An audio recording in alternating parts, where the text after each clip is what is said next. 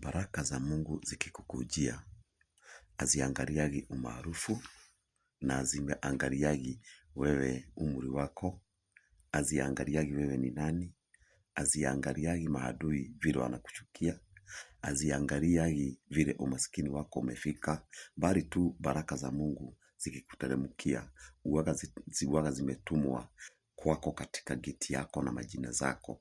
Kwa hivyo Mungu ni mwingi wa rehema.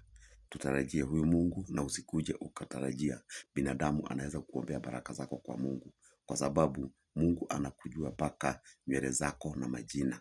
Kwa hivyo wowote ambaye anakushukia usijali. Yoyote ambaye ni adui wako usijali.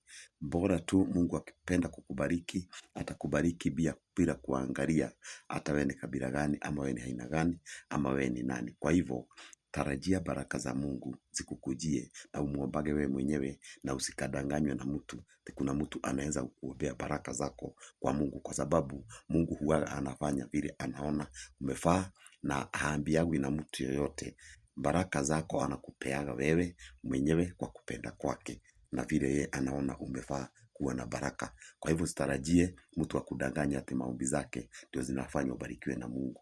Ila tu baraka zako zinatoka kwa Mungu na wazazi wako wawili, baba na mama peke yake. Kwa hivyo tarajia Mungu peke yake na umuombe wewe mwenyewe na uwe unatii wazazi wako kama wako uhai, ili baraka zako ziongezeke katika dunia, vile vile maisha yako iongezeke kwa dunia.